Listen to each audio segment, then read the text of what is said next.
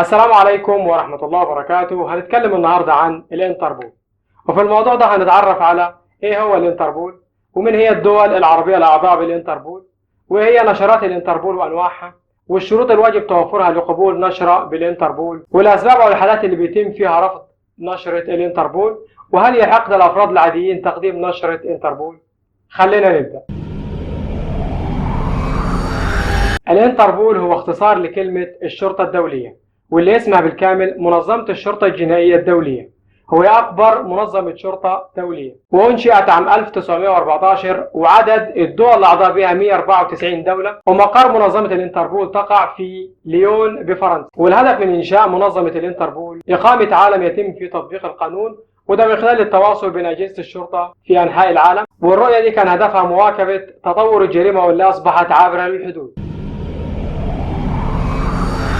وهيكل الانتربول التنظيمي بيتكون من جمعية عامة وأمانة عامة ولجنة تنفيذية ومستشارين ولجنة ضبط ملفات الانتربول ومكاتب مركزية وطنية تابعة للدول الأعضاء في الانتربول. ومن الدول العربية الأعضاء في الانتربول مصر وليبيا، تونس والجزائر والمغرب والسودان وجنوب السودان، لبنان والأردن وفلسطين وسوريا والعراق والكويت، الإمارات والبحرين وعمان وقطر واليمن والسعودية. وطريقة العمل داخل الانتربول بتكون بين الأعضاء بتبادل المعلومات عن المجرمين المطلوبين، والتعاون في مكافحة الجرائم الدولية واللي منها التهريب والتزييف وعمليات الشراء والبيع للأسلحة غير المشروعة. وفي الانتربول بيتم الاحتفاظ بسجلات الجرائم الدولية، والأعضاء فيما بينهم بيقدموا مساعدات لبعض من النواحي العملية وتدريب أفراد الشرطة، بالإضافة لعمل وتقديم الاستشارات اللازمة.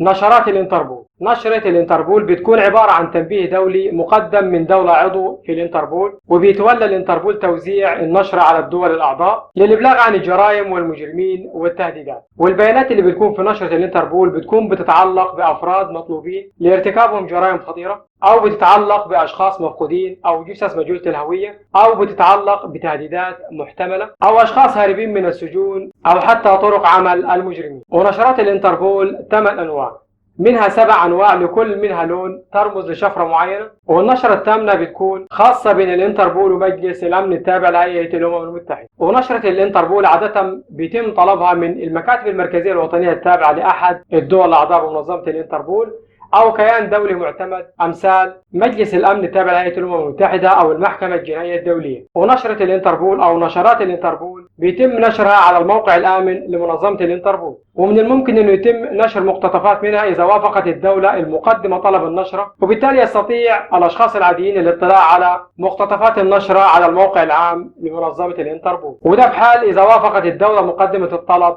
على النشر على الموقع العام. ونشرات الانتربول لها ألوان تميزها، ومنها اللون الأحمر والأزرق والأخضر والأصفر والأسود والبرتقالي والأرجواني. والنشرة الثامنة وهي خاصة بمنظمة الانتربول ومجلس الأمن، فالنشرة باللون الأحمر وفيها بيتم طلب معرفة مكان شخص أو اعتقال شخص مطلوب لسلطة قضائية أو محكمة دولية تمهيدا لتسليمه. والنشرة اللي باللون الأزرق وفيها بيتم تحديد أو الحصول على معلومات عن شخص مهم في تحقيق جنائي. والنشرة اللي باللون الأخضر بيتم فيها التحذير من نشاط إجرامي لشخص، وما إذا كان الشخص ده يمثل تهديد للأمن والسلامة العامة. والنشرة اللي باللون الأصفر بيتم فيها طلب تحديد مكان شخص مفقود أو التعرف على شخص غير قادر على التعرف على نفسه. والنشرة اللي باللون الأسود بيتم فيها طلب معلومات عن جثث مجهولة الهوية. والنشرة اللي باللون البرتقالي بيتم فيها التحذير من حدث أو شخص أو عملية تمثل تهديد أو خطر وشيك على الممتلكات العامة أو الأشخاص. والنشرة اللي باللون الأرجواني بيتم فيها طلب معلومات عن طريقة عمل المجرمين أو الأجهزة أو الأشياء أو الطريقة اللي بيعمل بها المجرمين أو حتى الأماكن اللي بيستخدمها المجرمين للاختباء. والنشرة الأخيرة من نشرات الانتربول وهي النشرة الخاصة بين الانتربول ومجلس الأمن، وفيها بيتم التبليغ عن شخص أو كيان بأنه يخضع لعقوبات مجلس الأمن. والنشرة دي بتساعد مجلس الأمن في تجميد الوصول وحظر السفر وحظر الأسلحة.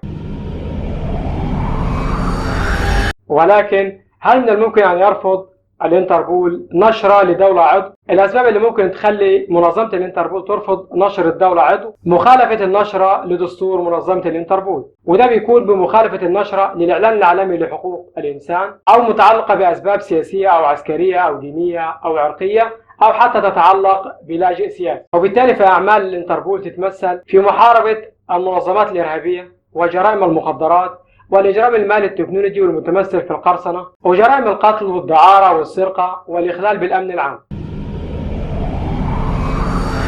ولإصدار نشرة من الانتربول لابد أن يكون الطلب مستند لمذكرة توقيف سارية بالدولة العضو طالبة النشرة أو مستند على حكم قضائي قابل للتنفيذ، وبناء عليه يتم طلب توقيف الشخص تمهيدا لتسليمه. ومن الصعوبات اللي بتواجه منظمة الانتربول في تسليم المطلوبين تقاعس بعض الدول في الاهتمام بنشرات الانتربول وعدم وجود اتفاق ثنائي بين الدولة طالبة النشر والدولة الموجود فيها الأشخاص المطلوبين. ومع العلم إن في دول ما فيش بينها اتفاقيات لتسليم المطلوبين، إلا إن الدول دي بتقوم بتبادل المطلوبين فيما بينهم، وده بيكون راجع لمبدأ المعاملة بالمثل والمصالح المشتركة بين الدول. ومن أشهر الدول اللي لم توقع مع مصر اتفاقية تسليم مطلوبين انجلترا وفرنسا واسبانيا، وبالتالي فهم اكثر واشهر الوجهات للفارين من البلاد. ويمكن لاي شخص عادي تقديم طلب نشر من الانتربول على شخص صادر ضده حكم باكثر من سنه، واداره الانتربول بتقوم بضبطه واسترداده بالتنسيق مع الاجهزه المعنيه بعد استكمال الاجراءات المطلوبه. ولحد هنا الحلقه خلصت، ما تنساش تبص على المصادر هسيبها لك في وصف الفيديو. واذا كنت مشترك عندي بالقناه ما تنساش اللايك والشير، واذا ما كنتش مشترك عندي بالقناه اشتراكك يدعمنا لتقديم الجديد والجديد. والسلام عليكم ورحمة الله وبركاته.